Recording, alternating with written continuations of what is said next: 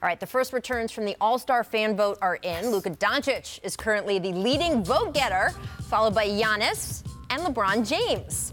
As a reminder of how this works, guys, fan voting will eventually account for 50% of the vote for the 5 starters. The other 50% split evenly among voting by the media members and the players themselves. And what they are voting on is 2 backcourt and 3 frontcourt players from each conference. So, Kevin, when we look at the fan vote tallies, what was the biggest surprise to you? I mean, I think I was surprised to see Trae Young #1 at his position. I mean, you're talking about over guys like Kyrie. I know he hasn't played a lot, but he's a household name. Kemba Walker, who was all the talk over the summer. The Celtics are playing great. And here's a guy from a second-year player from a team that is 7-27. But I also, in some sense, it's not surprising because this guy was designed in a laboratory for an all-star game. Right. Like, who cares that he dies on every single screen? This is the all-star game, right? You want a guy shooting from 35 feet every single time and pointing to the floor. So, but I was surprised. I mean, wow, he has caught traction among fans, even in Atlanta, who are never on national television. But he has that guy. People love to see the little guy shoot. I think that he's captured that younger audience. I mean, my kids are 11 years old. In the AU tournaments, you hear kids, Trae Young left and right, Luka left and right. But I would say the biggest surprise to me was Luka and Giannis leading the All-Star voting. Right. I mean, if it stays as it is, that means LeBron won't be a captain, which is very surprising. But I just think hats off to David Stern, rest in peace. But I think this is his global vision. Right. You know what I mean? You have 2 of the top vote getters from another country. And remember, the way the format is, the captains from the East and the West are the ones who draft the teams, right, around the pool of eligible players. So could be fun to see those guys going head-to-head in a playground-style draft. They'll do it on TNT again this year. All right, we got some breaking news coming in for you guys. Adrian Wojnarowski reporting Detroit and Atlanta have been engaged in talks on a trade centered around Andre Drummond. League sources telling ESPN no deal imminent, so that breaking news might not play again in the next hour. But Detroit talking to the Hawks and several other teams on Drummond, sources said. Kevin, did you see this coming? I was around the Pistons last night, and I think we have a segment later in the show. In this respect, yes.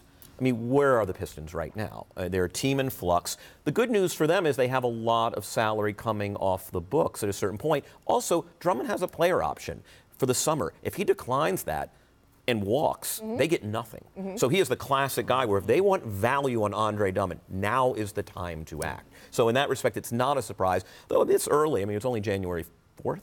Right. But we've seen with the trade deadline, there's some teams that want to say, you know what, let's trade early, right? It's starting earlier and earlier. I want to get right. Didn't Nikola Mirotic go pretty early the year that he came down to New Orleans because they were just like, we want to get him and get him out and all of that stuff. Did you expect this from Detroit? I think they need to do something. Like I said, I think they're a very average, somewhat mediocre team. Great trade value for Andre Drummond still, probably great trade value for Blake Griffin. It's not necessarily a free agent destination, Detroit, so you're going to have to strategically make moves, and they realize, like he said right now, if Drummond declines his option, he can walk, and you never want that to happen. So I wouldn't be surprised if you definitely see some movement from them soon. I mean, look, I don't know about Blake Griffin and value because, again, he missed another game last night. He's missed about half their games so far this season. That contract's only because of where he's at. You just feel like some guys aren't pushing it injury-wise when they know what their team is doing? I mean, I wouldn't. Yep, there you go. I mean, I think it's, a 72-game season for Blake Griffin. I mean, it takes its toll in the next season to a certain extent. I mean, I think there is, I don't want to get back on that, my hobby horse here, but I just think that, he played a lot of minutes last season. Well, look, we will have to see what kind of value he has on the market. Sounds like, according to Woj, Andre Drummond still has plenty. Here's what Pistons owner Tom Gore said during the game last night.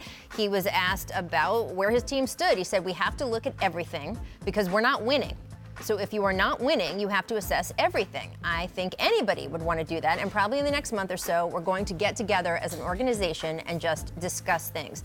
These comments were made to the Detroit Free Press. In the article, they were talking about the fact that since day one, when he bought the team a few years ago, he was like, we're making it in the playoffs. We're going for the playoffs. This is not a rebuilding team. We want to win right now. Certainly the coach hiring they made last year. And yet here he is for the first time, really, since he's owned the franchise, saying, like, maybe we got to look at everything. Maybe we'll take a step back and rebuild? Obviously the enthusiasm of being a new owner, but it's a lot easier said than done. Right. It's definitely a process. The East is stronger than it's been in years past. And like I said, this team kind of just hovers. Even if they slide into the playoffs, I don't see them advancing past a round. So I think now is a good rebuild time as ever. This is a smart decision for them to make. I'm interested to see what they get on the market for each of these bigger name guys.